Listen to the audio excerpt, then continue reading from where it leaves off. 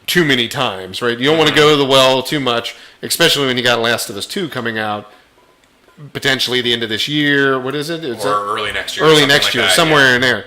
So, I mean, I get like the suspenseful kind of idea of like, well, it could be. It kind of looks like it. That, but it's not like that game at all. It's open world. It's done very well. Lots of missions, lots of fun, lots of like go around and hunt this, try to figure out how to get away from that, try to figure out how to get into here. It's got some good ideas. I saw a lot of people being like, it's going to be GTA with zombies. Also something that it's not. Right, yeah, no. I mean, it doesn't seem to me like that either. It's, yeah. I've had a blast with the game. I'm playing the game coming off of... I needed a little bit of a break after Sekiro, because that was like... And you did a good stint of like Division 2, not for months, but like for 3 weeks. Yeah. You went through and got through the content. You got to like World Tier 3 or 4 whatever it was. Yeah. But I very much I like the game. I like the flow. It's got different pacing. That's one of the things I like about it, especially coming off of Sekiro, which is like those fights were brutal, they were tough. Right. This has got like, don't get me wrong, there's some challenge to the game, but it's like there were times when I was like, okay, there's Sekiro boss, I need to sit here for like 3 hours. Yes. Yeah. And so there would be times like during the week when we would get off work, I'd be like, man, I don't know if I can play this tonight. Right, it's like one of those where it's tough to like spend just 2 hours or an hour trying to do something where you're like, I know I need like 3 hours dedicated to get my fill of like spend an hour and a half beating it and then be able to go run around and do some other new stuff. Yeah, and one thing that if I was going to throw some praise around to the guys over at Ben Studios, or Sony Ben Studios, these guys haven't made a console game since Siphon Filter. Yeah, that's crazy. Everything, to see this come out of what, we played the What did they make other than this? It was PSP stuff, they right? did They did the PlayStation Portable and PlayStation Vita versions of Uncharted and Resistance. That's right. So I find this particularly impressive. To go from that to like from something that's beautiful. To this is I read an interview with them and they said something kind of funny where they were like, man, you must feel a little bit of pressure coming off the, what else has Sony published lately? God of War. Horizon. Yep. Spider-Man. Yep. And, lots of stuff. And it's lots like, of good stuff. And they were saying it was like, that might, we understand the question of like, it might seem like a lot of pressure, but when you also work with those guys who have experience dealing with that pressure, they can bring things to the table that we might not have had access to if we were doing this on our own or without, the backing of Sony or whatnot. So no, I mean it makes sense because it's beautiful. It's based in the Pacific Northwest, so it automatically gets our praise. Mm-hmm. It looks like you can basically. It's in Oregon, I think, because that's Radio Free Oregon is what they call it. Yeah, so it's cool. Hey, welcome Baltimore. Welcome back, man. Good to see you. We were just talking about Days Gone for the PS4 and just the great experience it's become. And I think like initially it was getting harsh receptions for some reason. Yeah, there's some bumps. Like there was a patch that came out 3 days ago. A few days ago. Sunday. And it like knocked out the audio after like 10 to 15 minutes of play. It was really weird. Like you'd be riding the motorcycle and then like they'd just stop and you'd have to reset the actual, not the console, but the game you'd have to shut down and start up again. Or else it would only be Deacon talking. Right, you could hear him talk here and there every once in a while. Yeah, it is a good time, Baltimore. It's a really good game. Are you playing it as well? I don't know if Baltimore has a PS4. Or were we talking about that last week? Yeah, I don't think he does. But primarily playing Xbox. Yeah. It'd be awesome, though. I mean, I don't think it's a system seller. Let's say that, right? But it's a damn good game that Sony's made, and hopefully they go and put this type of game on their Play Now service that you can play on PC. Right? I have an expectation that that's how they're going to start showing these off to an even broader audience, because they're inching towards the 100 million units sold. Yeah, they've got a lot out there. And we talk about this off the cast that like in general, if it were up to me, we wouldn't have exclusives. Right. I deal with it because like I adore the games that are being published, but I'm also at this point where like I want everybody to see Bloodborne. I think it sucks. Oh yeah, no, yeah, or whatever, right? Or Days Gone, or Horizon, Kojima being weird, or whatever, right? Yep. So Sony does a great job with their first party titles. And Sony let Quantic Dreams publish Heavy Rain and Detroit. Yep. And for better or worse, okay, I'm not a fan of that they're getting published first on Epic, but it makes me wonder if we're starting to be a little more open to, okay, do I think the games are coming to Switch and Xbox? Probably not. PC? Depends how they do it. Like Baltimore's saying, it'd be excellent if they added it to their PS Now service, which I think they should. I think that it's still going to make them money. Mm-hmm. It's still locked in exclusivity to them. Right. And the PS Now service, it runs really well. And PS Now, you can play it. It's good. Even if you're uncomfortable with streaming, there's even got download now. Yeah, they do download. At least on the PS4, they do download. I don't know on PC if they do that. They may not offer it on the PC. Because I don't know how it would run. But for PS4, right. They do offer the downloads, which would make sense. If Bloodborne made it to the service, Days Gone should have. Yeah, I agree. I think that they will. I think that what Brooks and I are saying is basically the same thing. Like, it's a good platform for them to reach that PC audience as long as people give it a chance. Mm-hmm. As long as you give streaming a chance. Sometimes streaming does work. Sometimes it doesn't work. Mm-hmm. I think it really depends on the game. Like, Days Gone, I don't know. I mean, obviously it goes up to 4K, but I mean, you can play it. It looks great in 1080p. Or 720p. I'm not sure if it runs at 60 frames even on 4K. It probably doesn't. I don't mind. Probably it's going to float between like 40 and 50, right, at the max. And then 30 is probably going to be at its low points. Mm-hmm. But it should run on streaming just fine. Yeah, you do have to have a solid connection. I agree with that. I mean, out where I live, it's a little hit and miss. Like, I beta test we laugh about this all the time, but I'm on the beta, the never-ending beta for NVIDIA's GeForce Now service, right. And which is awesome because it's free and I can play my games anywhere from my Steam, no matter where I'm at. It works amazingly well, but you get to my house, it becomes a different story because it is a little bit too slow in terms of the ping. It's supposed to be like less than 5. Is this running on your Wi-Fi or off your cell phone? It's running wired. Wired, okay. Through the DSL connection that I have or whatever.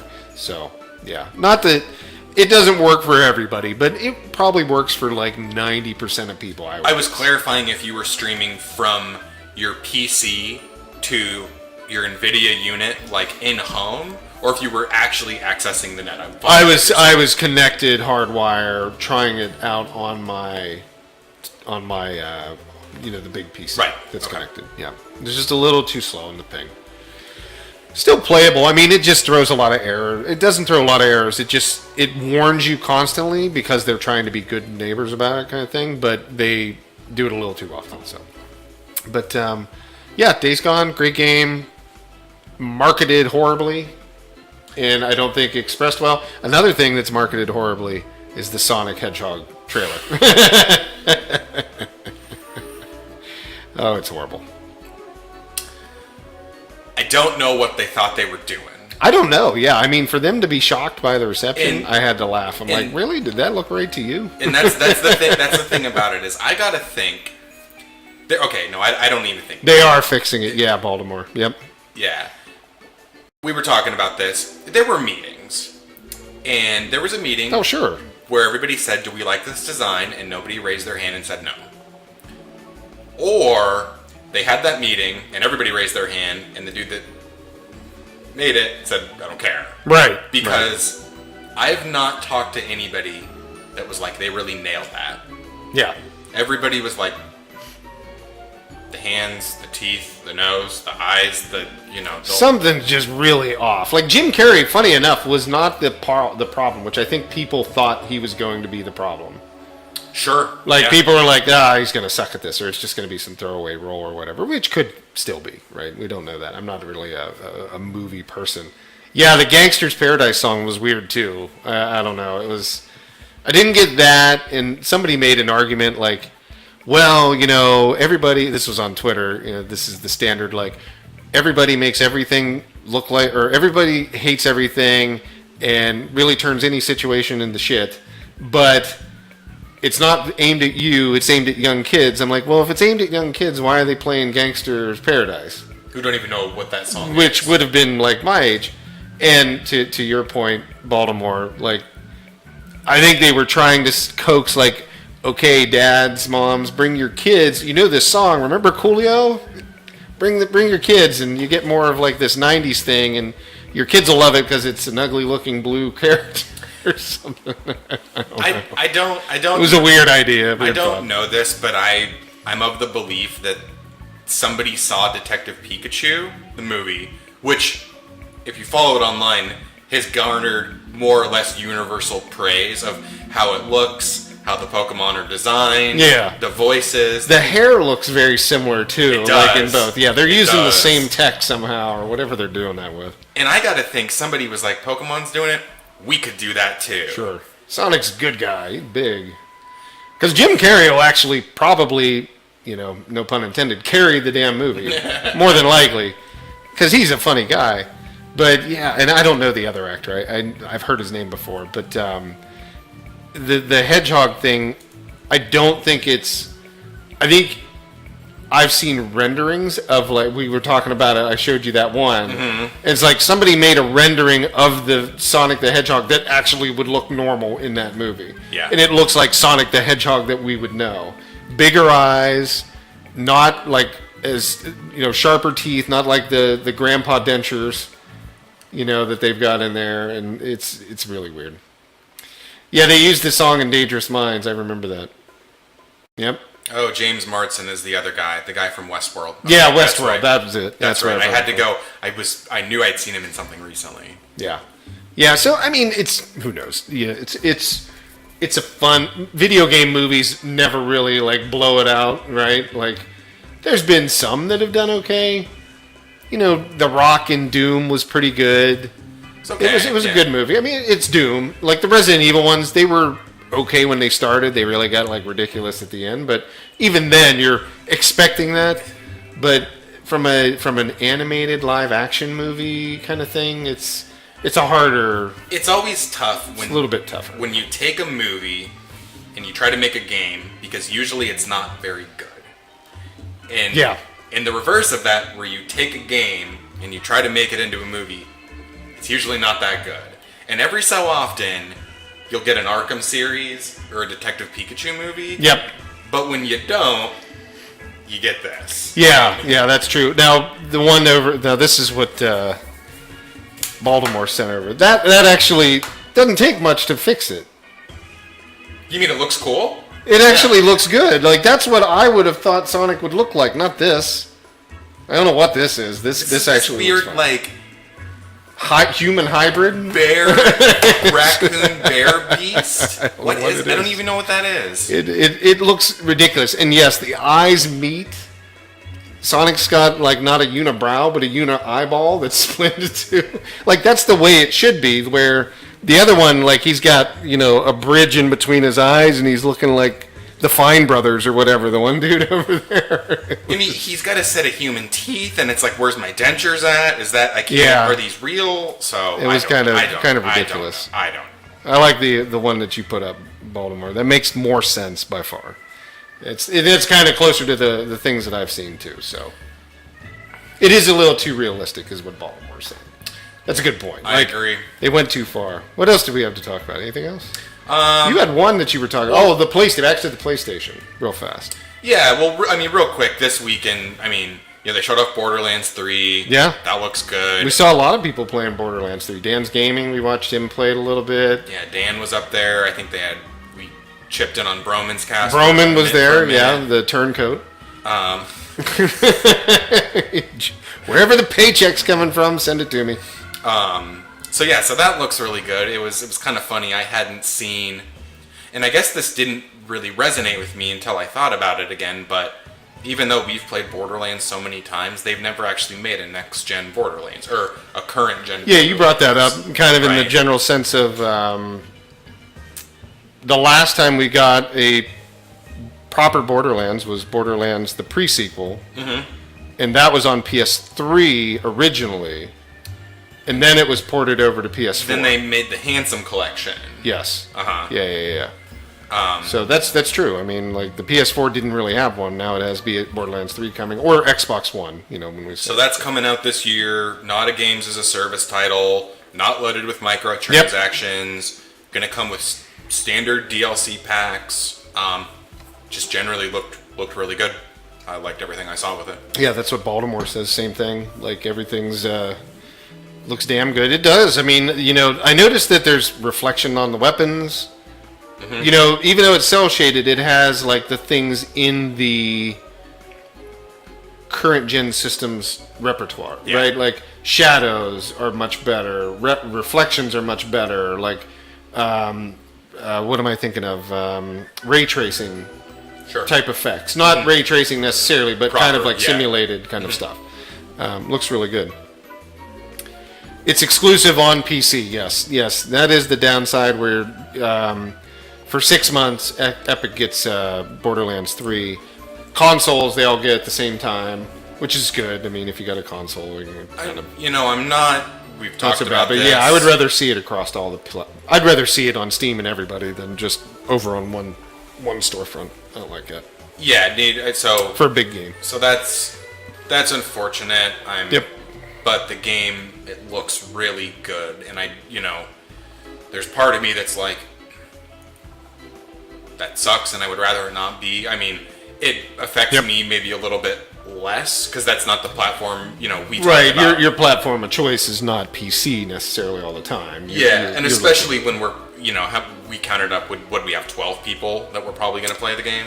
Yeah, we'll be playing it on PS4 for sure because it's just a lot of people over there. But I agree with Baltimore. I'll wait and buy it on PC as well. Yeah. I did that with Metro. I didn't want to buy it over on Epic, so I rented it for PS4 to play it. I played through half the game or more, and then I'll buy it on Steam when it's available. Here in a couple months or whatever. Yep, I can wait. There's plenty of things to play. Oh man, there's. No, I think it's right. I mean, I definitely appreciate like what Baltimore's saying. He made sure to send like Randy Pitchford, right? Mm-hmm. Yeah. The Twitter or tweet him kind of about like how bad of a move it is instead of like review bombing Steam. I don't think that's right, in that sense. Like I don't think anybody should be doing that. That doesn't make a lot of sense. But for sure, just letting everybody know you're not agreeing with it, right? Like that you can. I agree with that. Right. I think that's it, and just don't buy it, right? Not that if Epic let it be on everybody, I'd say buy it wherever you want. But I don't like the idea of like it's only available on there for 6 months. I don't like the idea of I'm buying a game everybody likes, like the racing one with the cars. With the cars? No, with the soccer balls and that. What am I Rocket thinking? League. Rocket League. Yeah. Jeez. And then taking it away from people, right? I think they learned that lesson pretty quick. But don't buy something to take it off of another platform. That's a dick move, honestly. That is. I would love to see them put their money where their mouth is and say, okay, I'm not sure we're gonna get to see this in the in the next month or two, but be like, hey, go get the Steam game on Steam, $59.99. Yep. Go get it on Epic Store, $49.99. Yeah. And go. You should be able to compete. Go challenge that notion. Yep. That you believe that, okay, if you really want to support the developers or you want a better price or you like the feature set that Epic Store has, I mean, I'm saying that somewhat facetiously because there aren't a lot of features on the store, but and if you really believe that like it's an attractive offering or people really want to support devs or concerned about it, or if you want to spend the extra $10 or $15 on Steam, that's your prerogative, right? Yep. So I think so. I think you should be able to have your catalog or your library of stuff wherever you want it. And, I used to have a lot of respect for Tim Sweeney. I don't really anymore. I know he doesn't care. He doesn't even know who I am. Sure. But in general sense, like, I used to respect him for his ideas on VR and, like, all the technical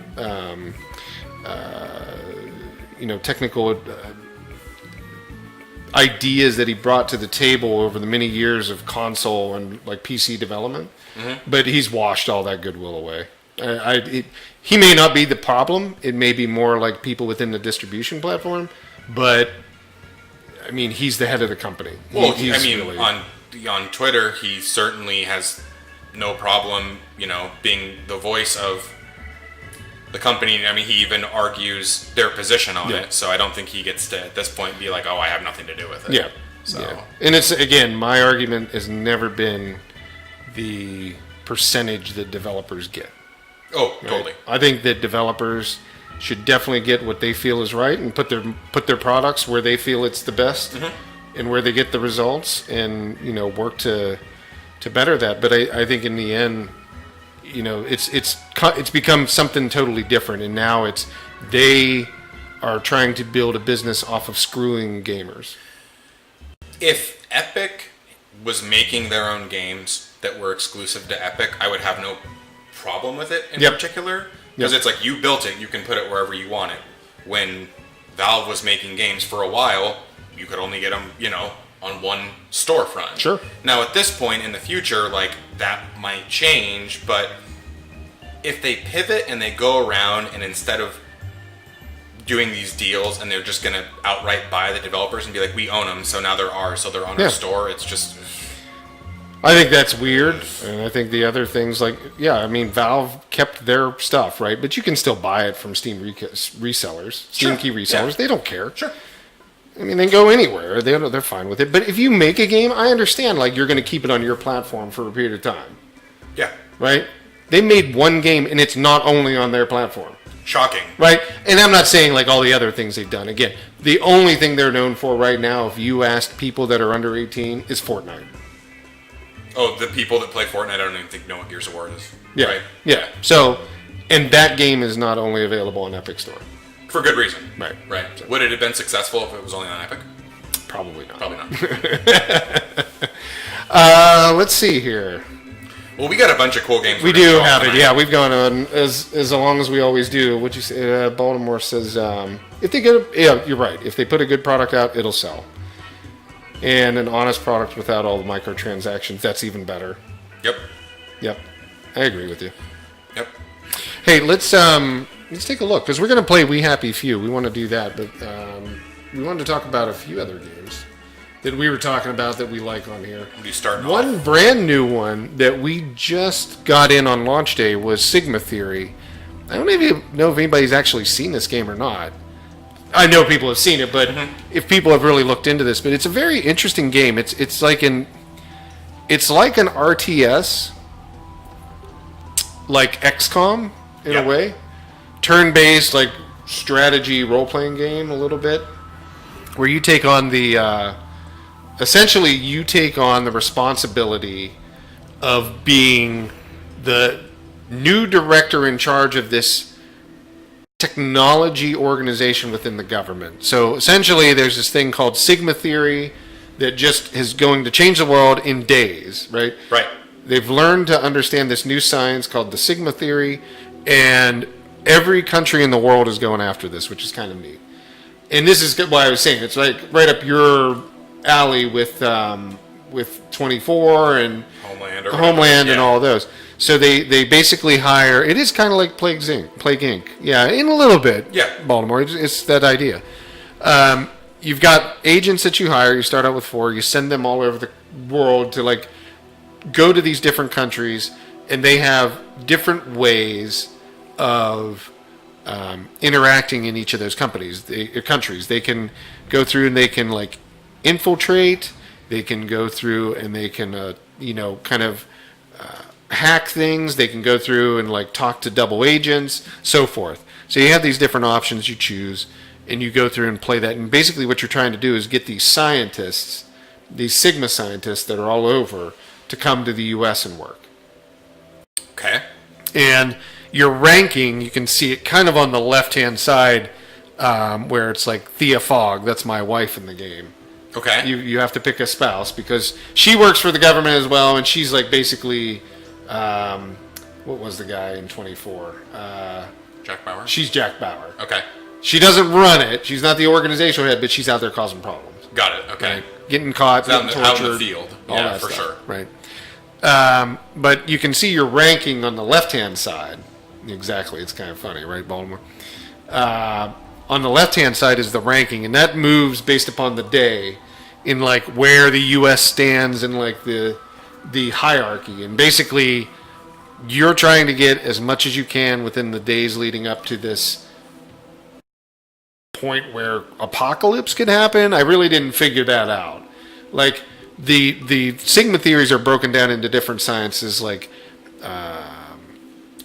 not that I know sciences that well, but like industry, like natural sciences, like human lifespan or human life expectancies, and then even like astrophysicists and physics and all that. Got it. Okay. It's crazy. It's got like a ton of stuff.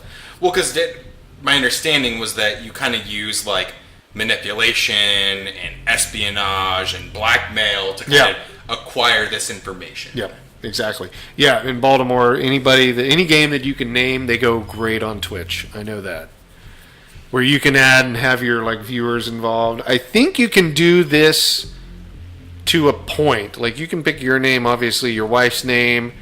I think you can rename the agents. I'm not 100% sure if they don't have. No, I don't think you can. But they should add that in so you could make like, oh, Brooks is going to go out and handle like the Middle East, right? Right. He's our double agent for that, and he's going to run into like whoever. It would be a good idea, but the game does play kind of like XCOM in the turn-based type system, right? But it's got its own flavor. It's kind of a narrative story as well. Like it's you play the game and the story's being, the further you get in, you have choices that you can choose. So you're picking kind of the story path and like what people think of you, because you can be like a really tough director of like, nah, screw my wife, let her get tortured, or I can send in an agent, or I can go send in the military. Right, to fix this. And that's going to, and basically how you handle that will lead up to like what those heads of state for each of the countries think about you, and then that changes their opinion, which changes the ability to be able to like negotiate. It's pretty deep, and it's actually a pretty interesting game. I mean, depending on how you negotiate, there's like 50 characters that you can unlock. There's like over 100 NPCs to kind of interact with over the course of your game and your plays. So yeah, I was impressed. It was fun to sit there and play. I didn't know what I was getting into.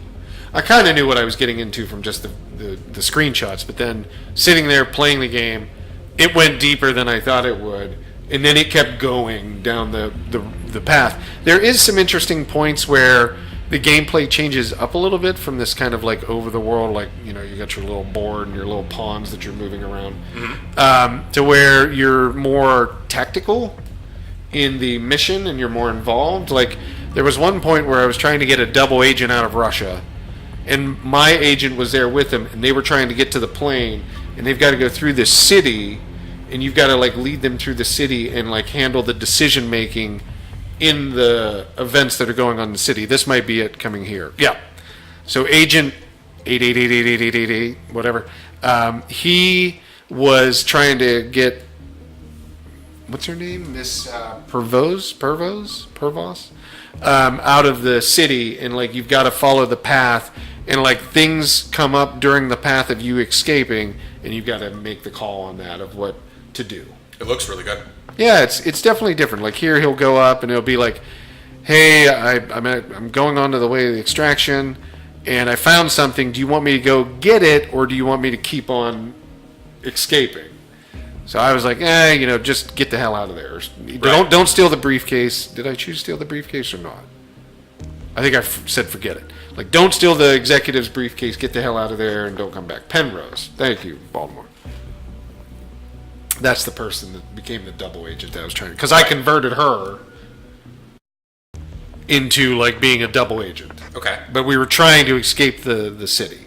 So that's kind of the way the gameplay is, and it's really good. It's actually very interesting. And it's a newer title. I think it just came out last Thursday. Yeah, I'm pretty sure we had it up. It was day of release. Day of, yeah. Day of release, yeah. So it was a really interesting game to sit down and play, and like I said, you should give it a shot. I think you'd like it. Yeah, 18th. Yeah, okay. Of April is when it came out. Yeah, yep. No, it's and we got that through our partner, but I believe who is the developer? I think you just said the developer on there, Baltimore. It's Miklos. Is that how it is? Sigma Theory. Miklos Studios. Miklos, yeah. Baltimore is saying he's a fan of them. So let's jump over and look at another game. We've had this one a bit, but I don't think it's ever really gotten a lot of visibility. It's a little bit different. Some people like these. I like this one. Essentially, the game is a rhythm-based mechanic. Mm-hmm. But you're getting away from zombies. So zombies have taken over the apocalypse. Why this band is playing in Los Angeles and thinks they're going to be playing to a live crowd, that's left up to interpretation of the developer. You haven't tried... Oh, yeah, I've played out there before. It was a while ago, but yeah, I know which one you're talking about, Baltimore. So that was from Miklos Studios. Okay. Out there is. I think we have that on the service, too. Don't we? You know, funny enough, the publisher that this came out of, Goblins, was recently added to our sales force. Yes. It's harder to go after. Yeah, I have. Yeah, so we do have out there on the service as well. I just saw it pop up. And it's got, I think that symbol it's got is a Sigma symbol. That's weird. Yeah, maybe that's how they connect. Yeah, that's interesting. Good call. But yeah, you can see here kind of the band's escaping, and they basically have set up the guns that are on the back of the car. They're hooked up to the two bass drums. Yep. So that's where it's called double kick. You know, your kick drums.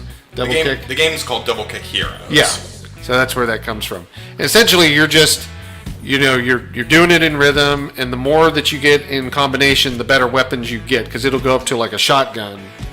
As long as you're hitting on there. And I may not do it in the tutorial part here. Actually, this isn't the tutorial. This is like the first stage beyond the tutorial. But you'll see as it gets going, the weapon will change from like a handgun, then it'll change to like a shotgun. Although the guns don't change on the car. And that's based on your comboing, or how you play the song? It is based on the comboing. Okay.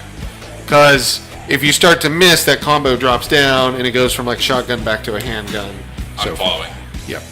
But it's not too crazy here. Right now I was playing on the keyboard. It's just really your left-right arrow buttons. Okay. To start off with. It's not really that crazy. It's an omega symbol. That's what it is. I was thinking it was a Sigma symbol. I don't even know if there is a symbol. I knew it was omega. Yeah, I do remember that now. Thanks for pointing that out, Baltimore. Well, Sigma is a symbol. Yeah, but what's it look like? Do you know? It looks like the letter E. Oh, yeah, the horseshoe-looking one is the omega one that I was looking at. Okay. Looks like a backwards. Gotcha. Right. Yeah. That's what you were saying. Yeah, this game was interesting. We've had this on the service, like I said, for a little bit, but I mean, if you like the Crypt of the Necronomicon, or the Necronomicon, I think it is, the rhythm-based, like... Crypt of the Necromancer? Yes, I'm putting two together. Crypt of Necromancer. What's the Necronomicon? That's another type of game. Okay. Different one. Crypt of the Necromancer. That one's a Necro Dancer. That's it. Crypt of the Necro Dancer. Yes. It's a rhythm-based, like roguelike, I think, if I remember correctly. We've talked about this because they're taking a swing at making a Zelda game. Yes, they're the one doing, like, the Zelda Necro Dancer or whatever, Zelda Dancer. Cadence of Hyrule, I think. Yes, is what that's it might the be one. called. Yeah, that one looks really cool. But these indies have done. So there, it's jump to the shotgun. So you start to get a little bit more powerful, and the guns did change. I didn't notice that last time. I can tell you, when I was playing it, I had no ability to look at the car at what was going on as it started to go. Like, you don't get to look around. You're like focused on like The song. Yeah, but you could probably put headphones on, and as long as you went with the beat, you'd be able to do it. Huh. Because it's the drum beats that you're listening to right at the beginning. Yes, the Book of the Dead. That's what I was probably thinking of. The Necronomicon from H.P. Lovecraft. Yeah, but you can just see it's kind of going up. I'm sure that there was another levels of guns, but like on the first, 2 to 5 level, it's very limited kind of thing. I mean, your combos can only get so big with Right. so many notes or whatever. Right, but it's got some really good music. I think, Baltimore's probably hearing it on there. It's got some like heavy metal like beats that it's going with, and it's done well. In the beginning, it's pretty funny too. Their stage sounds and their music that they're singing to, like when they're getting out of there, like we gotta run, kind of like a heavy metal singer would be. I don't know what these things are. They're like rats or turkeys. I don't know. They're a combination of something, but they fly. I thought they were rats initially, but yeah, they're like winged rats. Vultures? We call them seagulls around here. Maybe they are yeah, exactly. They're seagull. Winged or vultures maybe. They could be vultures. I don't know. They looked really weird. They're like winged rats or something. Because I don't think a vulture can run that fast. Maybe they can. I don't know what they are, but it was pretty funny. And then you get different size of enemies as you can see everything starts to get closer and closer together, and the beats are changing as you go. You start to get bigger ones. You start to get faster ones that are at you. It's really cool. I like the game. I thought it was really interesting. Yeah, it looks great. Yeah, it was fun. Vultures with tails. Yeah, I don't know what it is. It is weird. It is weird. It's like Super flying weird. rats. Pigeons, maybe. Let's jump over. Now, everybody's seen Borderlands. We thought we'd throw Borderlands in here just for the fun of it, because we just got Borderlands 2, Borderlands The Handsome Collection, Pre-sequel. and that includes the pre-sequel. And these games all just got patched here a couple weeks ago. Yes, they got the 4K upgrade or whatever. Yeah. Enhanced graphics. So I ended up recording it in 4K. Now, we're not playing it back in 4K right now. Mm-hmm. But usually what we do when we connect it to the website is you'll see the version in 4K. Yeah. It'll go up to 4K. Yep. So you can check that out. But yeah, it looked as good as it always looks, right? There's not a lot of difference in Borderlands. It's a fun game. Nothing changes in the mechanics. It's just really the upgrades they did on it. Yeah, just a light note on that, because we talked about it yesterday. I did go home and I flipped on and I watched some of the footage that was recorded at 4K, but they couldn't stream it at 4K. Oh, you're talking about like the Borderlands 3. Yeah. Yep. And it's just like, I've looked at Borderlands 2 with the HD pack on it, because we have the Handsome Collection and it got patched, and I flipped it on just to look at it. Yeah. 3 looks sharp. Oh, looks yeah, a it looks whole really other good. level when you add the lighting, but like 1 and 2 and pre-sequel also still look really good. I wasn't sure how 4K with HDR and cell shading was going to look. That the math in my head was like, I was like, this is going to look different. Yeah, it is. I thought it looked pretty good. I mean, it was when we watched Dan's Gaming playing it. He was just in that first area. I think everybody could only be in that first area With the Gigamind or whatnot. with the Gigamind or whatever. But what we thought that was really cool was sitting there playing around with the Twitch integration, The EchoCast. the EchoCast, and that, where like you could see exactly what weapons he had, what like armor he had, or whatever else.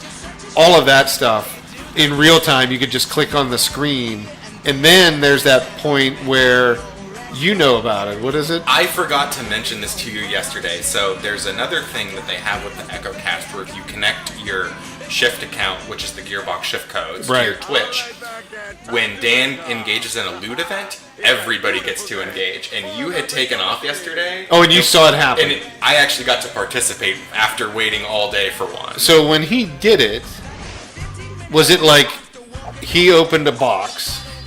Dan got to a spot where there was a box to open. Yep. And then everybody, a timer shows up on the screen, very limited. Yeah. Not minutes, we're talking seconds. Right.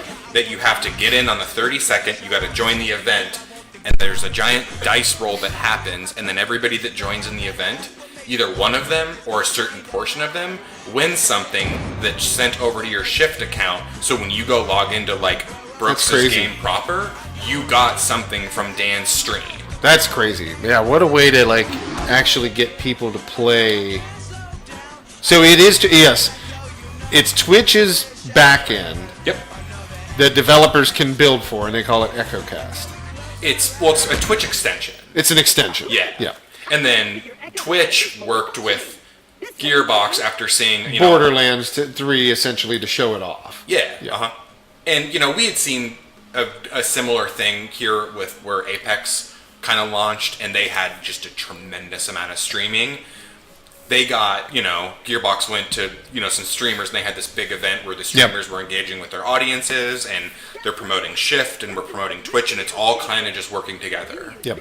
And for anybody that doesn't know, which is basically nobody except you, I loved the Shift codes from the first game, so it's fascinating to see that, like, what they're trying to do with Shift and allow not just themselves to be the arbiters, but have like other people or your friends or anybody can do this. Yeah, anybody can participate into this. Yeah, yeah, I think that's a good idea. I mean, I remember doing streams and like having,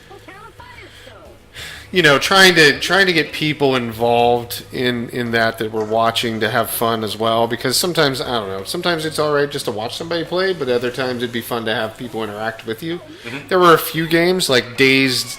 Was it Dying Light? That's that was that zombie shooter was Dying Light, right? Yeah. The one that I'm thinking of is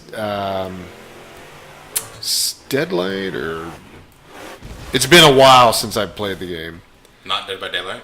Not Dead by Daylight. Not Dying Light. Because that was the zombie one. It was Daylight.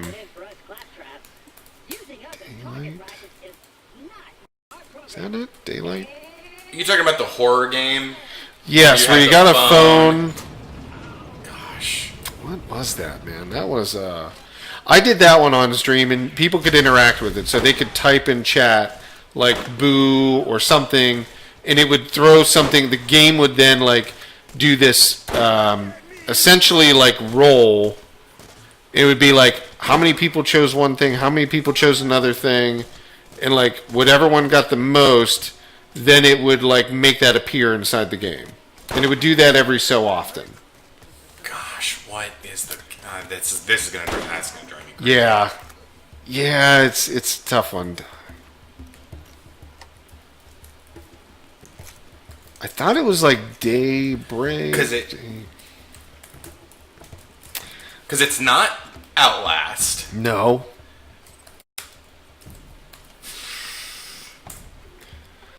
Yeah, you know what? We'll figure it out off cast, and then we'll wind up. It's Daylight. Is that what it was? Why is it not on here? Did they not put it on Steam? I can't believe they didn't put it on Steam. Daylight. I thought that's what it... Yes. Yeah, it is Daylight. Yeah, thank you, Baltimore. Baltimore. Put that on Steam? No, they did. They did. Oh, okay. They did. I just didn't find it. It didn't pop up as a search because I think they go off of like maybe popularity of searches or something to that effect. It was on PS4, but it is on Steam. It's from Atlas, funny enough. So I should have remembered that. I knew who it was from, but like Zombie Studios was the company that made it, the developer, but Atlas published it. But it is Daylight. Thank you, Baltimore. And it's an interesting game because, again, if you're streaming it on Twitch on PC, and they may even have that ability on PS4. I don't know. I never tried it on that. But if you are playing it on PC, anybody watching can like participate in the chat and like have things happen and change and that stuff within the game, which I always thought was cool. So having Shift integration and using some cool stuff is really Yeah, awesome. I mean, we even talked to our friends over at MegaCat when they did their Twitch integration. Yeah, right? yeah, they had log jammers set up for that too. It's just a unique way Yep. to come up with. In general, when that type of feature is integrated, it's kind of new, right? That's not a thing that has been around in games for a while. True. Is ways that you can engage with their audience or even have your audience affect your gameplay. Yeah, I mean, it's funny enough, it's been out there for 5 years, but not a lot of companies do it. Right. Right. So the tech has been there, but now it's getting to the point where, like, it's real-time interaction. Yeah, and you're able to see what's going on the screen. You're able to participate in something that somebody's doing. It's a little bit more, like, impressive. I have a suspicion that this is going to do well for Gearbox and Twitch, and I think we will see more of this. Yep.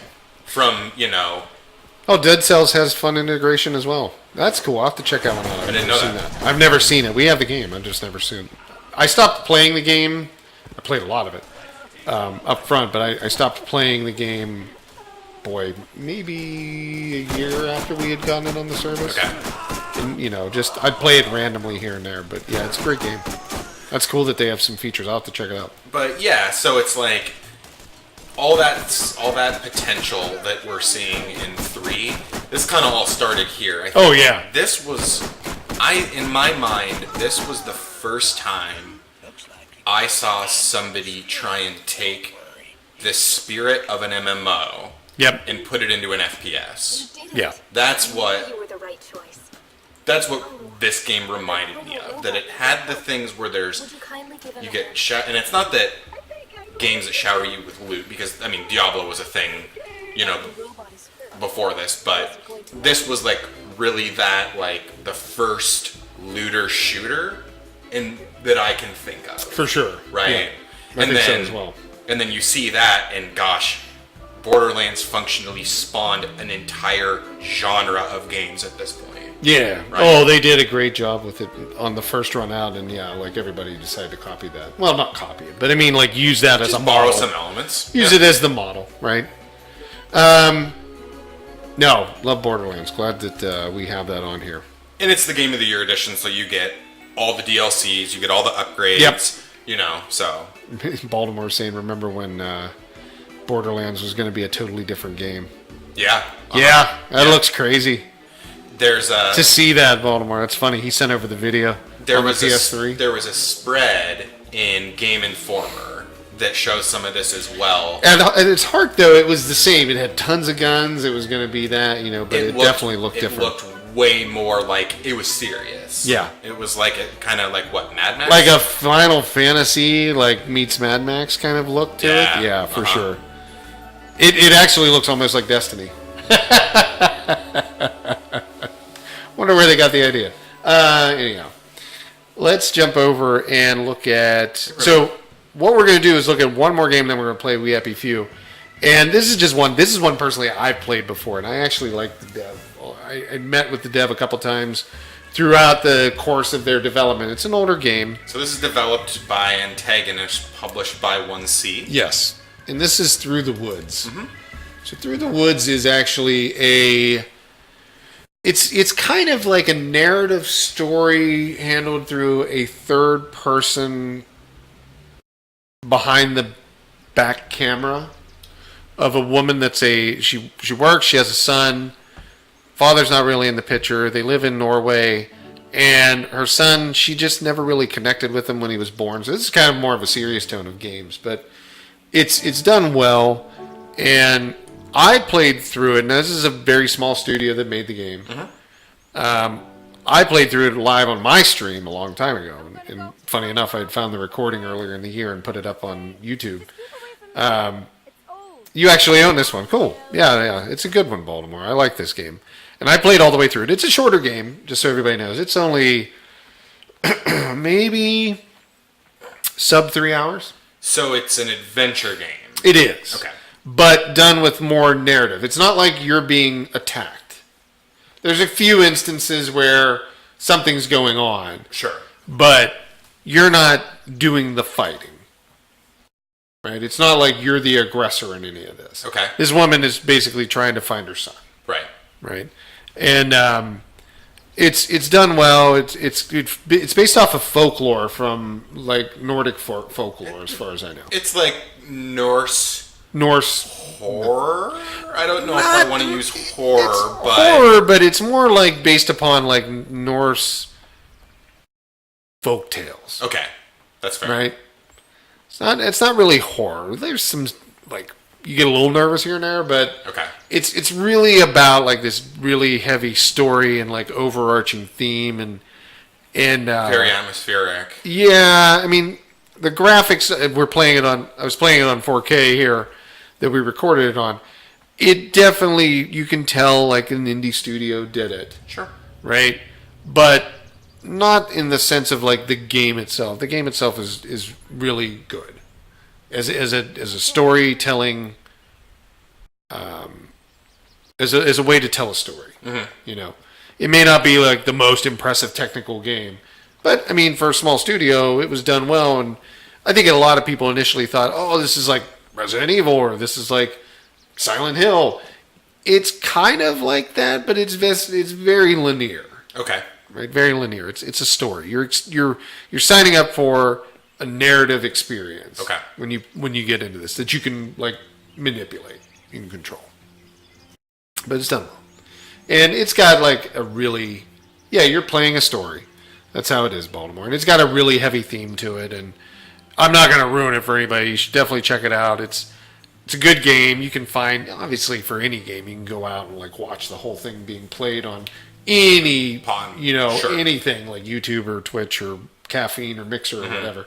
But it's sometimes better experienced by yourself. And I got a chance to play it in front of like a lot of people and enjoyed it, and it was fun. And I think everybody kind of liked the general like idea of the game and like the nature of the story and that. And it was touching, and it had some interesting spots in it. So when I think of like an interactive story, I guess the last one I played was Detroit from Quantic.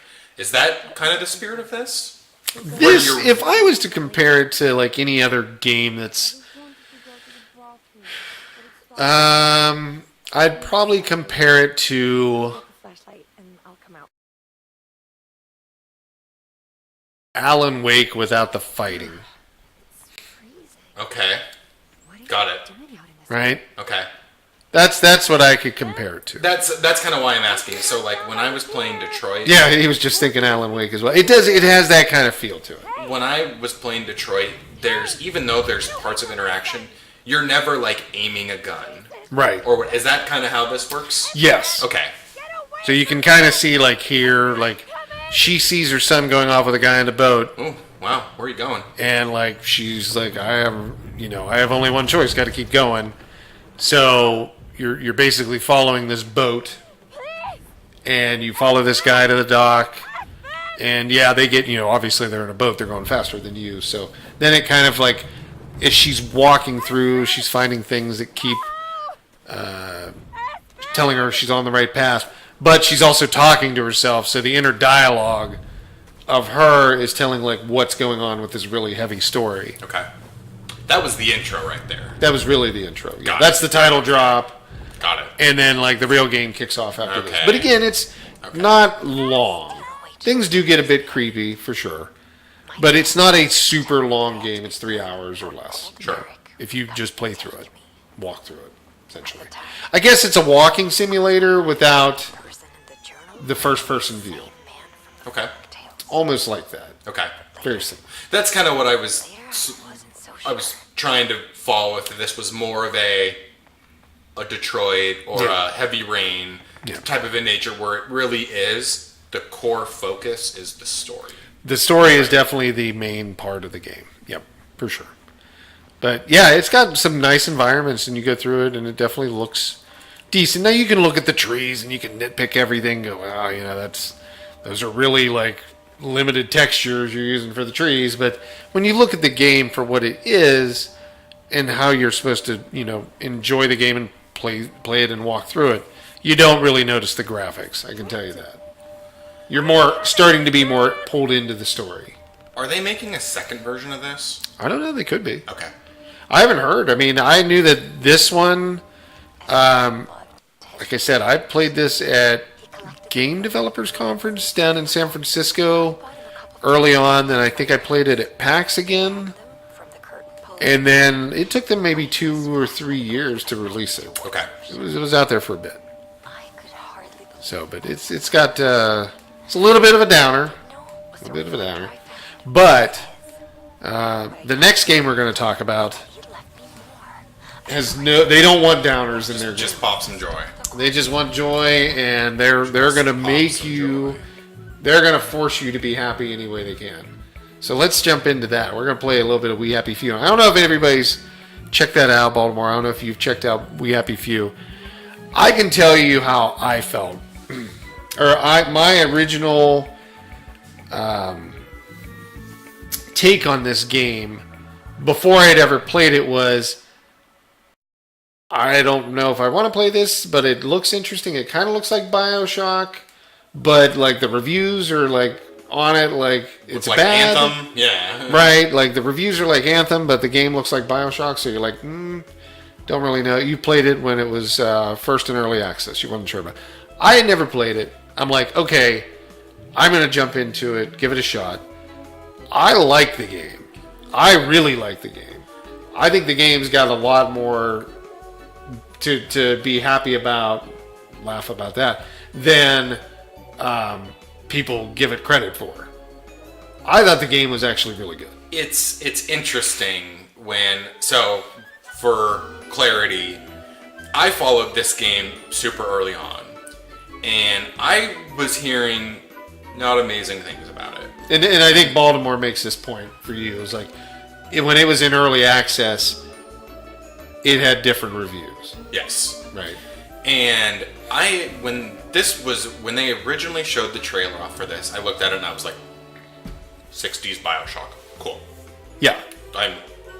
That's basically... You don't need to tell me anything else. I was in at that. And then I had always kind of heard that like early access was a little rough, and I had heard kind of a common, the first couple hours is a full idea, and then the rest of the game is not. So when you came in and you were like, this game's cool, I was like, really? And this comes off the heels of, I had played, what was the game that Compulsion made? There was a PlayStation game, it was called Contrast, I believe. Contrast, yep.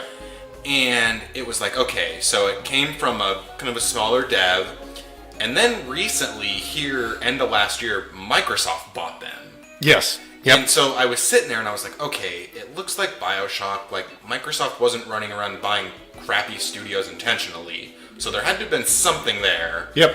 And then when you were like, this game's kind of neat, that got me sitting there and I was like, do I need to buy this now? So. Yeah. So do you want to, well, I guess either controller works for us here. We're going to jump in, we're going to play a little bit of it just to kind of go into it. So I think what we'll do, should we continue or should we load new?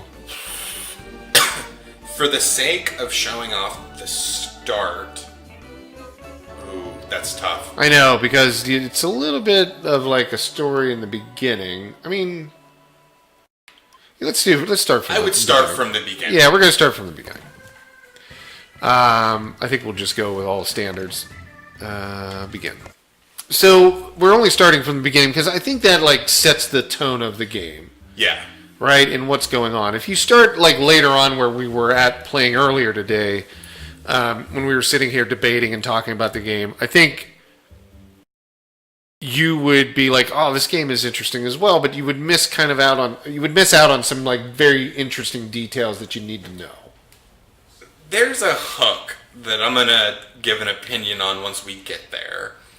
Because there was one thing about this game that when the reviews came out, somebody made a comment when I was reading, and now, and we talk about this, we don't really sit there and be like, I don't ever read a review, and I'm like, that makes my buy or sell decision. Right. My buy or sell decision usually comes from someone we know, or someone we've worked with that's like, yeah, we've heard or talked to, or we trust kind of their opinion. Right. You know. And somebody was like, the game has hints of Eternal Darkness from GameCube, and I was like, yeah.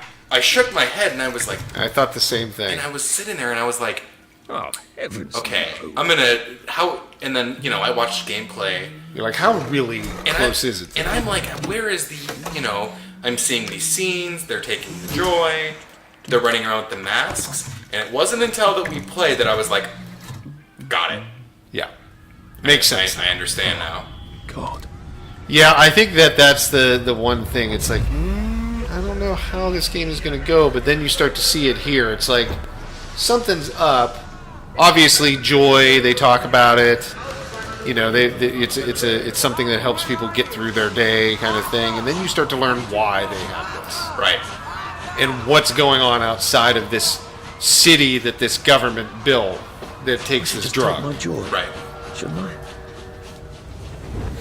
And this guy, Arthur, who we play as, is just not having it. He's like, no, I'm not taking it. So I could take joy here. I don't know what that would do. But I'm going to play it as I played it originally when I went through it. Because I thought that was interesting. My first choice was I threw my joy on the ground too. Yep. So I threw the joy on the ground just now. Threw that in the trash can. The whole thing is he's reading a story, so they're basically rewriting history. Mm-hmm. And they're essentially either redacting it or they're letting it go. They're approving or redacting stories from the media. Yeah. And essentially what I'm guessing is they want only the happy stories to go out. Like you're basically trying to run a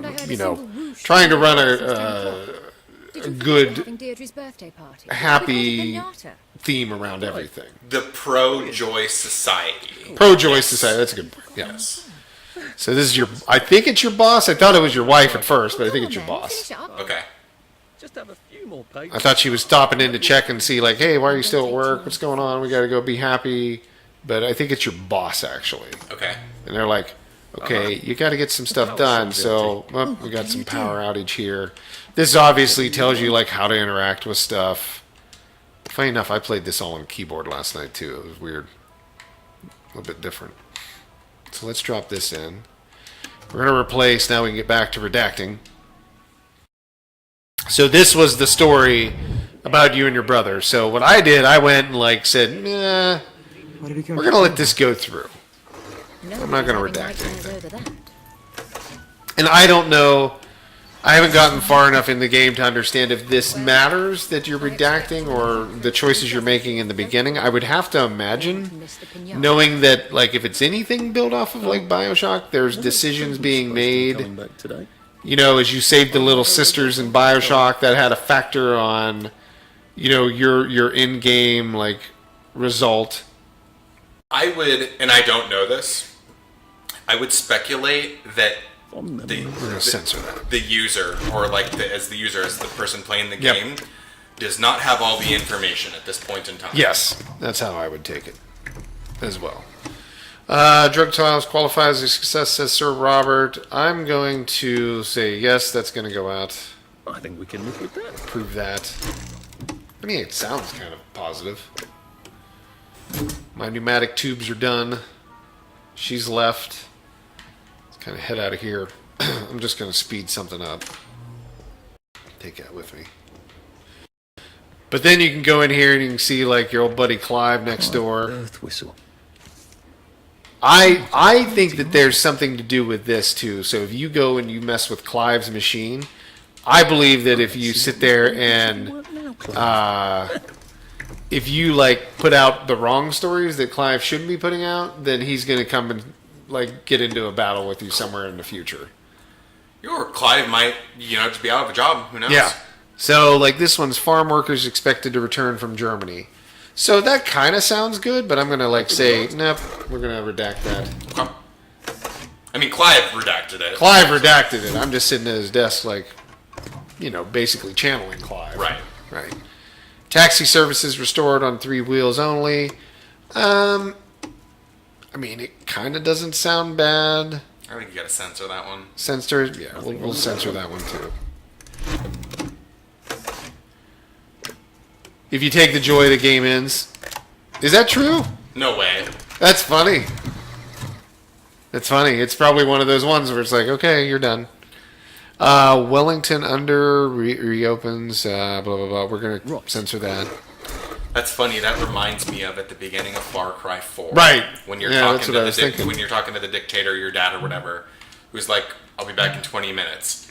If you sit there for 20 minutes, he will come back and the credits roll on the game. Yeah, that was kind of funny. I thought the same thing.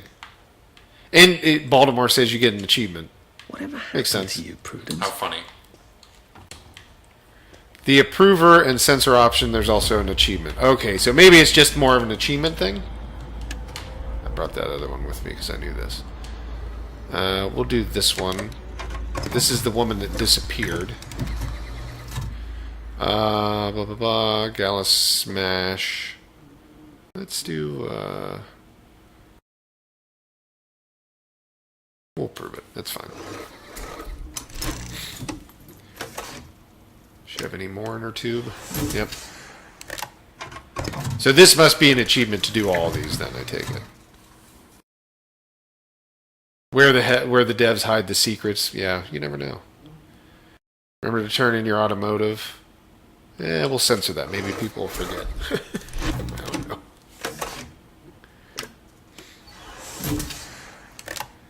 You have to approve or censor the correct ones or something to that effect. Gotcha.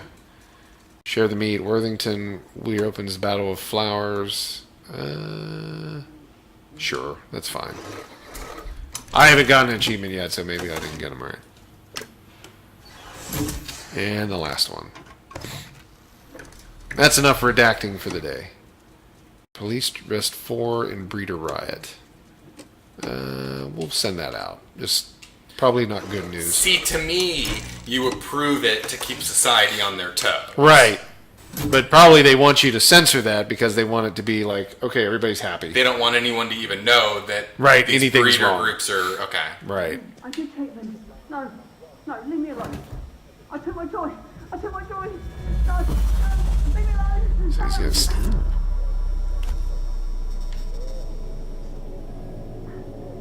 Oh, hi, Arthur.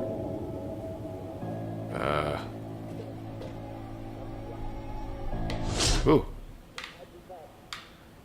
Okay. Yeah, there's a little bit of backup here, too. Work, now that you mention it.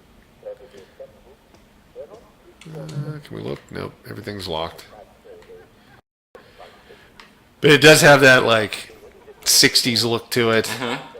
For sure. All the desks are metal. All the chairs are, like, round plastic, like, weird designs, like, curve your body kind of thing. And they're beating a pinata to death. Oh, dude, I love pinatas. I'm a big fan of pinatas, actually. Spanish custom. Uncle My Jack did the turn. whole I'm show. 32. Man, that woman's whacking away on that thing. I'm 32, and I feel like I need a pinata at my next birthday. Yeah, every day, right? Hit it. Hit it. Okay, Hit it. take a swing. Don't have all day. Well, it's not a pinata. It beat the hell out of Splinter. Some rat or something. You are off your Yeah, job. she's a little crazy. Take one of mine. Uh-oh. Oh, my lord. He's a downer. He's a downer. Call security. We've got a downer.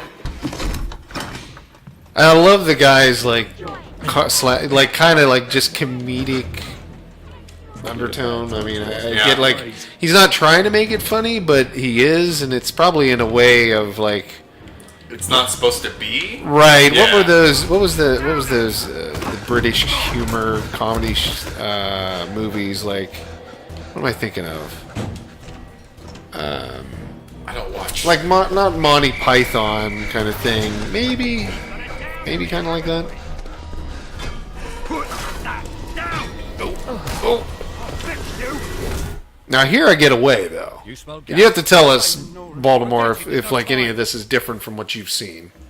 Actually, I'll put it on full screen.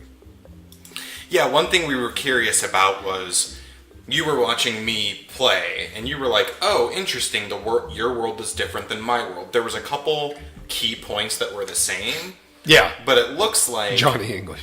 But it looks like there's a level of randomly generated environments or landscapes. Yes, like where you appear in the world in these like areas, it's kind of randomly generated, but there are certain points of things that are always the same. Yeah, and another thing I had not heard was I was not, and maybe they added this later on once the trend got picked up, but there's survival elements to the game as well. Crafting and things like that. Yeah. That, to my knowledge, when I first saw this announced, it was announced as more of a narrative action shooter. But this game is not necessarily a narrative. Yeah. Yeah, exactly.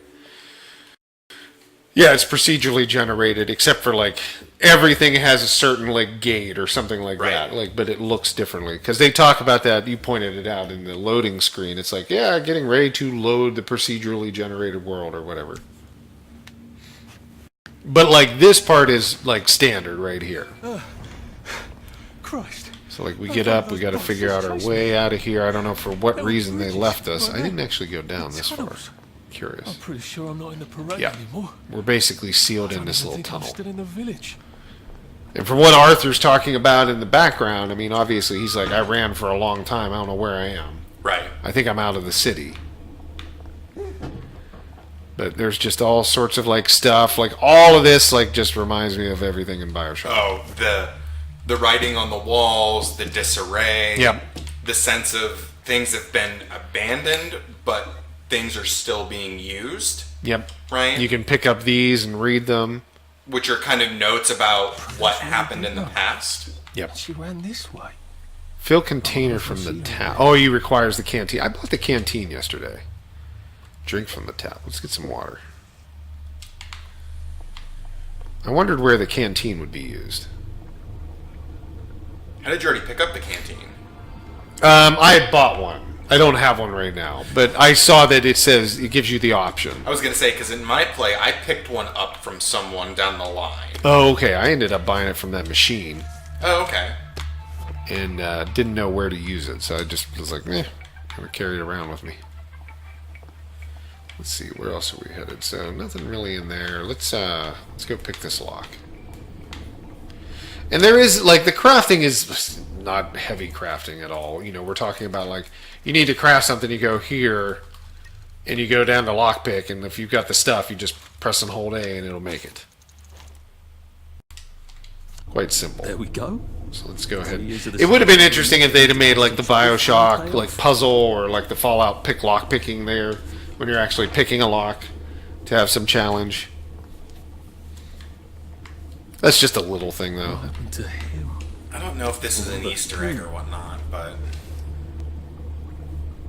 Oh, funny. interesting. Yeah, that is. Then you get like a little bit of the history of like what's going on, your brother, the memories, things like that that Arthur's recalling when he finds those golden Who's going to masks. hurt you, Right. Percy? Right. Yeah, I encountered a few during my play. They hurt the city. I don't think they'll blow anything else up. So this is his brother Percy, wasn't it? Why? Very, very like Surrendered, they. Arthur Why do we Percy, very English Perseus or names. something. Yeah. Look out for Will. Because it was like Percy. I remember Thomas the Train. Percy was in that. After having seen British. this, this is probably making it into the May queue for games to play. Yeah, I'm definitely gonna finish playing through this because it's now let's say this. I haven't played more than an hour and X into it, right? Hour Neither have and I. 10 hour Yep. now. So obviously there could be some point where it's like very repetitious or something like that. That just not seeing right now, but like the actual game. It's off to a good start. Yeah, it's off to a good start. Oh, there's a guy. How he's hiding in there and why he's hanging out down here, who knows? Boy, they've got that's a hell of a crow hop. Oh yeah. That's what that is. That's a crow hop. Oh, man. Okay. I'm gonna build up my energy.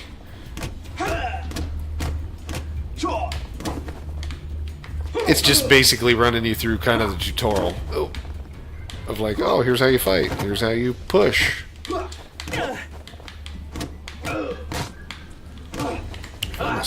There he goes. That's the first fight I've won since Prime. He's laid out, but he's only unconscious. Actually, I think it's the first fight I've been in. Arthur's since not a primary killer school. yet. You can play as 3 different characters, each with their own story. It's pretty cool. There you go.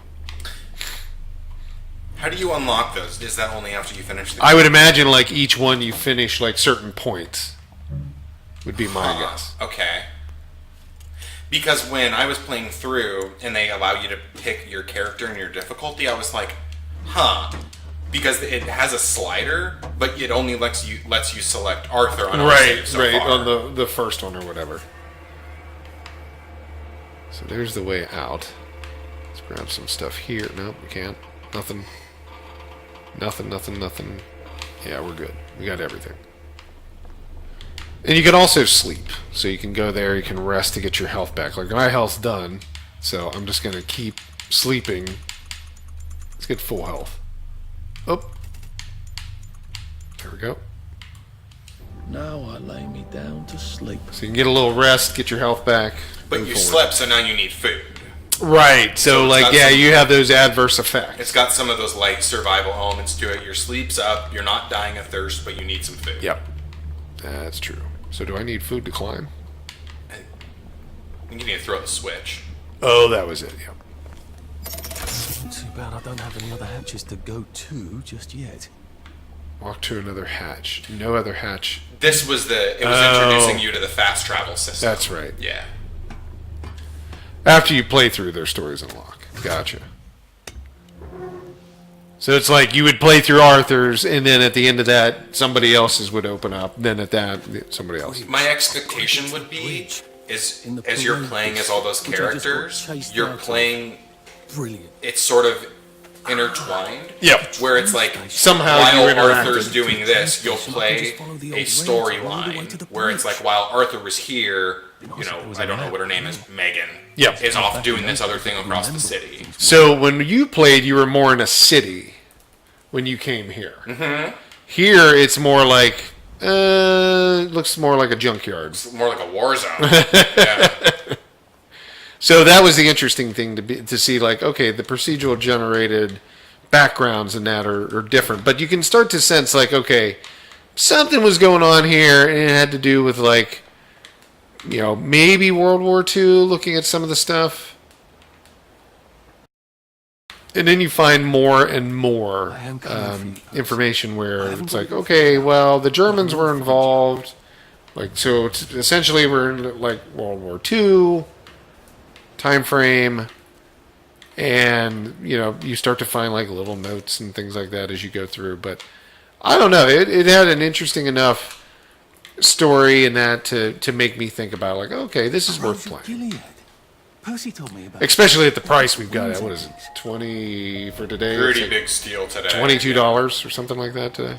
Not too bad. Where the game, you barely ever see it on sale. I went to go buy it, and it was $60 on PSN, and I was like, okay, let me make sure I finish a couple things before I go buy yet another game. Yeah, exactly. Did you buy it on Kickstarter, Baltimore, or did you buy it just when it was available?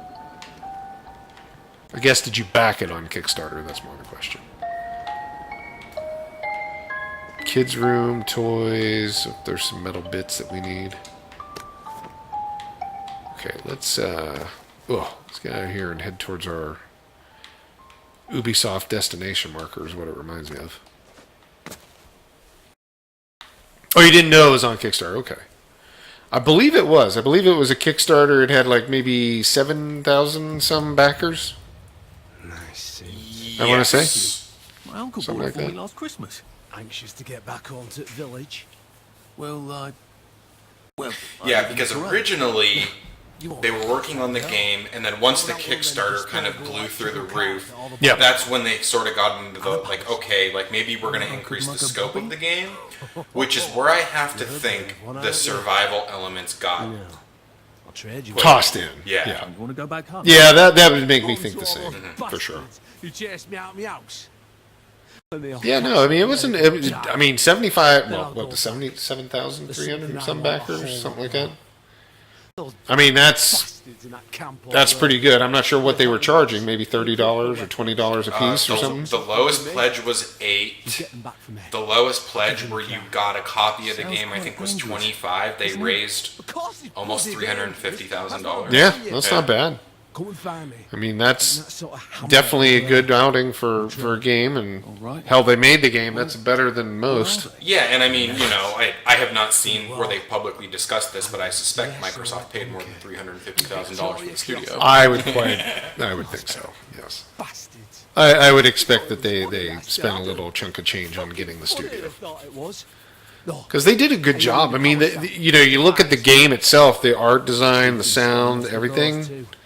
Right. I would picture this game from any number of developers that are already classified as like Definitely. double and triple A kind of products. I look at this and I see an evolution of just sort of the type of games they were building. But I From Contrast was the first game I saw. I think that might have been the only game they made sense. I was really into Contrast when they first dropped that. I mean, the game had its own little quirks here and there, and Sure. not everybody liked it. I felt it was more like Pandemonium than I think most people did, but it was like a fun runner kind of. You were navigating a different environment as you were trying to get through the story. And I see. Yeah, you should check it out. I wish that there was a place you could try it for free, but it's definitely worth giving it a shot. I've seen it on sale for pretty cheap. Yeah, I had it. I probably bought it because I think it was a launch PS4 game. It was, yep. That was how I ended up with it. And I look at that, and I look at this, and I'm like, okay, pretty nice evolution from one game to next. Oh, for sure, yeah. It makes me think. Now with the backing of Microsoft, now we're going to make the game we always wanted to make. Right. We don't have to kickstart. We don't have to, because I mean, some of these smaller projects is like, they might not be, in a spot where it's like, well, we want to make this game, but like, we also have to be able to afford to like live or whatnot. So it's Right. like, I'd be willing to bet Microsoft saw the first game they made, saw this, and is like, we think they could do something cool. Yeah, they can make this. They can make anything. Yeah. Give them a shot. Kind of thing. So what we've done is we've snuck into like a encampment next door because we're trying to find these medals for that guy that has a piece that we need. He has the key, I think, the card key or something. And it looked like there was more than one way to get in here. Yes. Yeah, this game, it's hard to believe it's actually only a year, or it's over a year old. I mean, games just come so fast. Like, there's just so many constantly being delivered to the market. It's crazy. Yeah, and I mean, the tool sets through, be it like, Unity or whatnot. What is now possible with a small team? And, funny enough, we talk about this from time to time. Where if you go look at, like, sometimes we even go back to Nintendo or Super Nintendo, where you go look at like the tech they had and what they made was pretty impressive. Oh, sure. And to me, that's the spirit of what I mean. Some of these indie studios that are, this game was made by like 30 people or whatever, and it looks like it looks. If you put this next to another game and said which of these cost $50 million, you'd be hard pressed to point and be like, oh, right, sure. Yeah. Yeah, the game does not look horrible at all. Let's see here. We've got to throw our gear into this box. Good Halloweens for the moment of truth. For it is a Then we're going to. Essentially, they're waving us on. We're going down. So we've got to go into this fighting scenario. A little bit of what was it called? Thunderdome. Yeah. One man goes in, or two men go in, one man comes out.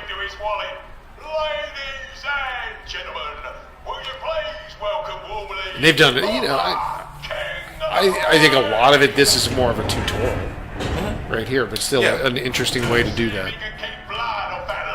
And a very funny conversation back and forth with the guy that you have to fight. Yeah. That's what I'm saying. Like, a lot of it's more the humor that they use is so good in it, the way they do it. The way the conversations are like, oh, you got to fight somebody to the death or knock him out. And he's like, dude, you were the guy that got me in trouble at my job and got me fired. And then they start going into that. And they know each other. Sorry? I don't... And then plagiarism comes up and all sorts of stuff. And then Philip Munchen jumps out. And I don't remember that. I don't work there anymore. come to take back the title championship for plagiarism. Danny Defoe. You've lost a bit of weight. To be fair, you did copy my piece line. I kind of miss not having. We've got to get those headphones in here. Yeah. We have to play without sound essentially, or otherwise we get too much echo. I need to get our headphones back. The feeling is muted.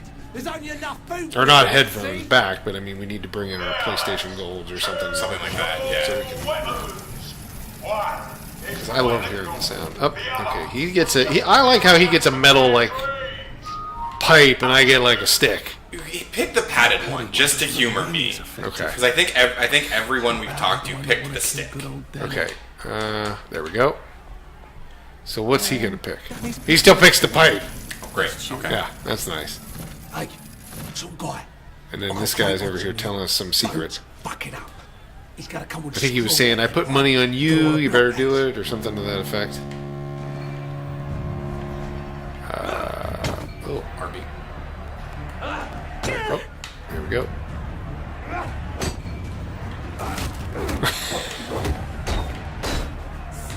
I gotta block 3. Drop his guard. Okay, now we gotta do this. Do that again. I gotta beat him.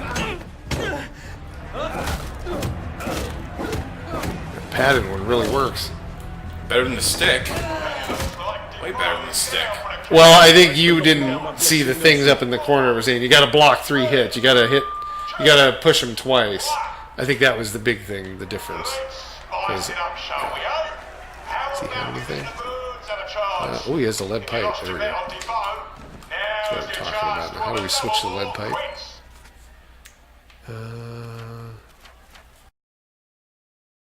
Do you go back to that screen with the close on it? You go down? Oh, there we go. And you swap. Okay, let's see. So if you hit A. A? No? Oh, just kidding. Huh. Yeah, wherever my thing went is gone now. Maybe you're not allowed to carry it. You have to fight these people just by your bare fists. I don't know about those glasses. The other person's not hitting me, hopefully.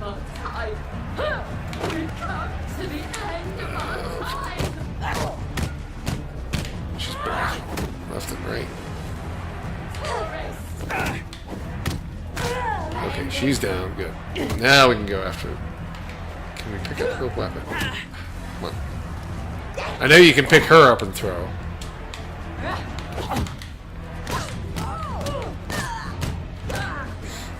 Okay, let's see. Throw. Oh, you gotta throw Danny.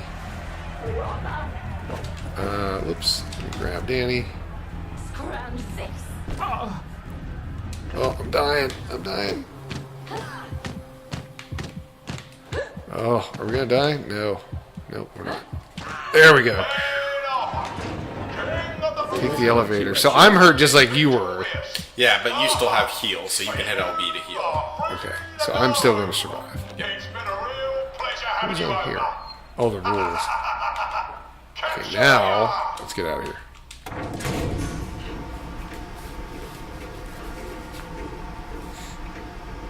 I was trying. It said you had to throw somebody, but it didn't work. Yeah, thank you, Paul. Yeah. On my first play, I was able to throw and have it trigger, and then, well, my second one, I didn't. I've got a So sinking feeling. So we're still. Oh, I fell. Oh God, this. Oh, check this out down here. Okay, Jimmy. What's he got? Whatever he had, I'm taking it. What's he got? We'll take it. They don't have anything except rotten carrots. Okay. And a rotten potato. Not a lot of opportunities here. Some metal bits. a lot of the food I picked up, I found was rotten as well. Oh, I think... Do we have to climb out Yep. of here? Yeah. That's the best way. Here we go. There we go. Wonder if I can Oh, pry it there's loose. first aid kit too. Might need a Nice. Jimmy bar. More rotten food. Nice. Force open. Ugh. I suppose now that no one is actively trying to kill me, I ought to be on the lookout for Just an go up alternate here. distance. We'll try to get out of this area and then we'll probably call it good. So we can see the skill, right? So this is where you bought the skill. What did you end up going with? I bought the stealth one, the first stealth one, which was The sweet... No. Body snatcher? What was the other one? The pillow. Yeah, this is the one I bought. Oh, so you Where can you choke can- people out. Where you can basically, it's a stealth kill. Is Gotcha. what it was. Talking to people makes you trust them. Body snatch or search and carry bodies faster, dropping bodies quietly. Okay. Wait for it. What's this one? With a little preparation, you can give someone a real wallop. Iron fists. Odd man out. Defense and sarcasm. Repressed English. Swift. Runs quite fast. Unremarkable. Can hide in plain sight. That's funny. Let's do this one. The one that you did. Oh, and then we can do another one? No, we don't have I anything. suppose now that Okay. I better figure out how to get rid this of him dude real just- quiet like. I definitely don't Wherever. want a crowd. Okay, let's take him out. Just relax. Don't question it.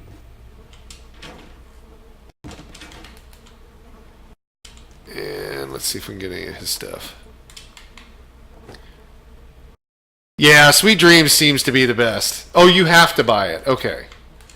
Oh, because it was telling us to buy it or whatever. I see what you're saying, Baltimore. It just looked the best too, so. If we can't get this guy too. When I saw that, I didn't really think of it as... I thought Part of the that- tutorial. I Gotcha. thought you were kind of forced to buy stealth because there's a guy in front of you and you wouldn't be able to stealth kill him without it. Gotcha. Oh, let's see. Did he have anything on him? I know, I'm still trespassing. Nope. Nothing. Okay, what else? Chest. Can't do that. We don't have any lock picks either because they took our stuff. TV's on. Actually, there's also, if you have a PSVR, I know it's on PSVR. I'm not sure about Vive, but you can play the little The prequel. Prequel. Yep. Yeah, which is very funny. Have you played it? Yes, Okay. it's awesome. I have it pulled down and it sits in the PlayStation VR folder. Yes, I played it. I had fun with it. It's called Uncle Jack's, who's the TV announcer. So it's more of a VR experience. It's not like a full game. Right. Okay. It's definitely more of an experience. Ooh. Might have to wait till he turns again to sneak up on him. There we go. This won't hurt Take a him bit. out.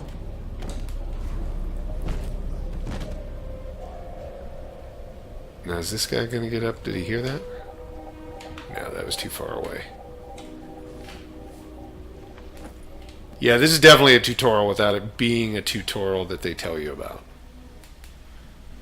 It's good. I mean, it's kind of hidden well in there. Okay, good. He's getting up. Oh, do you see me? Not yet. Oh. Oh, that looked a little close. He was like, what? Oh, come on. Take him down. There we go. Pretty quick. So you have no food, you have no water, but you have sleep and some health. It was a little surprise there, but... Now, what's all this stuff? They don't tell you about the purple stuff Isn't that yet. the stuff that goes in the battery cells? Oh, maybe it is. Okay. Ah, here's our stuff. Stuff back. On me. Not that it was great stuff, like you said, but yeah, we got stuff back. A lot of rotten food, but Yeah, why not? Why not? Okay, let's use our lockpick. Because in here is what we need. And there's the metals. Guess I Grab can go to the those. hamlet and give that chap his medals, and he'll give me the We'll card I lockpick need this to cross too. the bridge. All right. Now I just need that power cell. Anything? Duct tape. Why not? You always need extra duct tape. Wow. Lots of locks in this place.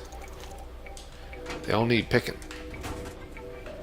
Okay, those two locks were together. Okay, cool. I think we're good here. So we can head out. We got what we needed. Now I think we can exit the place. Wait, I can't leave yet. I don't have the power cells for the bridge. Oh, wait. First find the item quest. First find a power cell. Sorry, we missed that. Where is the power cell? Right there is the I can power find a cell. power cell right there. Not the beer. Naturally, pure Or the bottles. supplemented thymosin. Wonder if you can make Molotovs. Fuel of the future now. Can you actually You were just- picking up so much glass, I have to think that you're making Molotov somewhere in here, yeah. Okay, let's get out of here.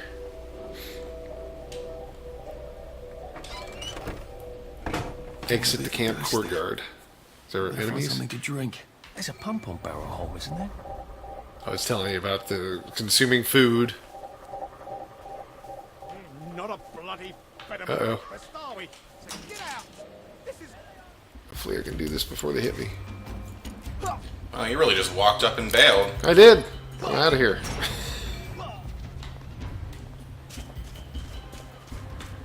Look at Arthur hoofing it.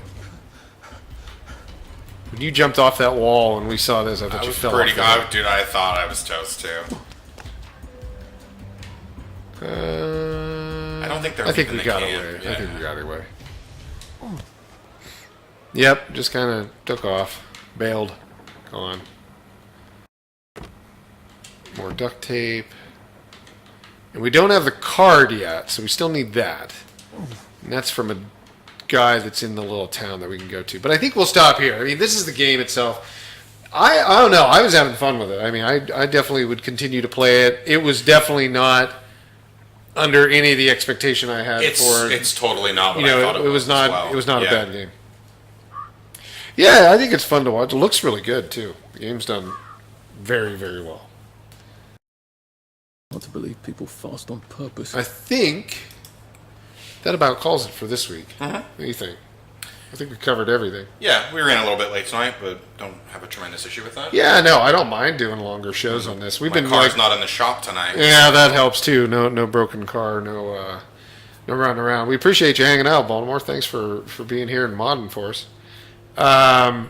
Hopefully one day we'll get some people in here to chit chat. We get it on our other one, on our Facebook one. We've got plenty of people over there, but newer to the Twitch world, I know that for Yeah. sure. Like we didn't start that, and Wild Tangent probably wasn't known for kind of PC shooters and things like games that we'd play. So now that we're getting into that, hopefully. Your daddy's Wild Tangent, right? Yeah, exactly, not your daddy's Wild Tangent. As, is what as somebody YouTube said. has told us. Yeah, it was kind of funny. Yeah, but we appreciate you hanging out, man. You remember being preloaded on your old Windows 98 PC? Yeah, we were preloaded on a lot of PCs. Yep. So people remember us for different things. So it's kind of funny to see that when people come back. They love Fate. Fate's always a good game. Mm-hmm. But we've got a lot more than Fate. We've got a lot more games, and we're hopefully going to get a lot more time to spend and talk about games. So we appreciate everybody hanging out. We're going to get out of here. We'll be back next week. Yep. Same time, Thursdays on YouTube, Twitch, and Periscope, funny enough. And that'll be from 6 p.m. Pacific, 9 p.m. Eastern to whenever we finish. We start at 6. How about that? Yeah, I think we're going to do Risk of Rain next week. Yeah. Or Risk of Rain 2. 2. I think we're going to play that. So definitely looking forward to that. We were going to play it tonight, but kind of had this show already kind of scheduled up, and why jump in with a different game? But definitely stop back, hang out. We talk about game news. We talk about our opinions on it, and then we talk about games and play games. So appreciate everybody being here, and we'll talk to you next week. Have a great weekend. Take Good it night. easy.